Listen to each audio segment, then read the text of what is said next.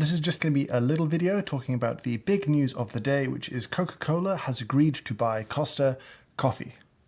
Now, the deal is worth apparently £3.9 billion, which is, I think, $5.1 billion.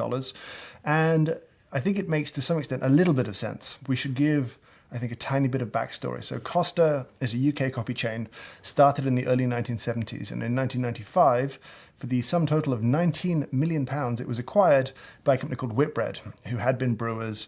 They own a hotel chain in the UK. And Whitbread are a publicly traded company.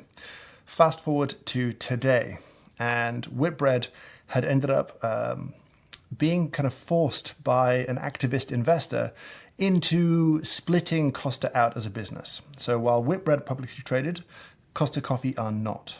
So the idea is Costa Coffee would become a separate standalone business, potentially to be publicly traded on the stock market. But what ended up happening instead is that Whitbread have agreed to sell it to Coca-Cola. From Whitbread's point of view, this is pretty great news. They have sold it for an enormous amount more than they paid for it, as well as what seems like a very rich valuation. So typically when valuing a company, we use a metric called EBITDA, which stands for earnings before interest, taxation, depreciation, and amortization. It's a pretty standardized way of measuring the profitability of a company, and whatever that number is, you might then add a multiple to it to create a valuation.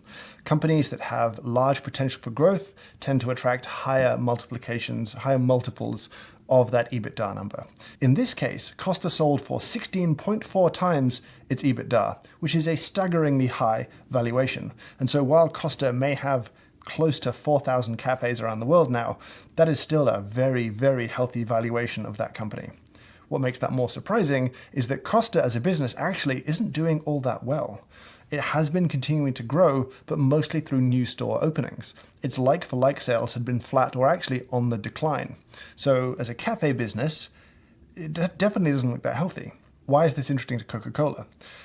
So Coca-Cola doesn't really have a strong coffee brand in its portfolios. Of its brands and products out there, I think 8 brands, I suppose, would be connected to coffee in some way, but there's nothing that is a solid, strongly coffee-focused brand for them.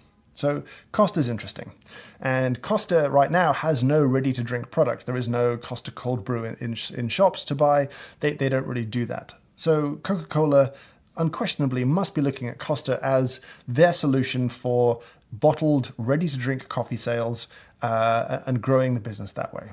Now is actually a pretty tough time to sell soft drinks. There's increasing taxes on sugar, you're the bad person in the obesity epidemic, whereas coffee, bottled, canned, ready-to-drink coffee is unquestionably booming in popularity around the world. It's a growing category. So for Coca-Cola, this makes perfect sense. They're very good at putting stuff in bottles, but they're even better at distribution. And that's Coca-Cola's great strength, their distribution network and their delivery network, their supply network. It's not just the endless people in vans driving stuff all over the world. It's vending machines. It's every kind of distribution point that they have access to. And so for them to get a coffee brand that is sufficiently widely accepted that they could start to put that brand in every Coca-Cola vending machine and have it move, I think that's a real strategy for them.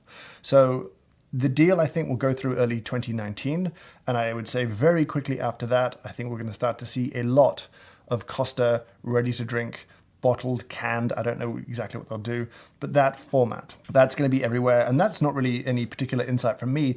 They've publicly stated that this is unquestionably going to be their plan. So they bought a brand that gives them access to a market through which they already have the distribution network. It's a sensible play for Coca-Cola, I guess, now that we've proven as an industry that ready-to-drink coffee is a category that's growing, that's meaningful, that's valuable, and that is here to stay. Now, as an addendum to this, I did make a video at the start of the year talking about some predictions, and one of them was that Costa would make a play into specialty. I still think that may happen. Like I said, the stores themselves are not doing that well. They're struggling in this market. And so they definitely need some sort of injection of something into the stores, into their retail bricks and mortar offering to make that business thrive a little bit more than it is. As I said, the like-for-likes are in a bad place right now, and they definitely know they must need to make a change. What that will be, I still don't know. But I would say it's still reasonably likely, regardless of who the parent company is, whether the parent company is interested in hotels or interested in soft drinks. For Costa, the problem remains the same. Their audience is not growing the way they want it to. So, there's my insight. There's my thoughts on this deal announced today. I would love to hear your thoughts in the comments down below. Let me know. If you want more of these kind of updates, let me know. Like this video. If you want to subscribe, sure, that would be nice. But don't feel like you have to. Thank you so much for watching. I hope you have a great day.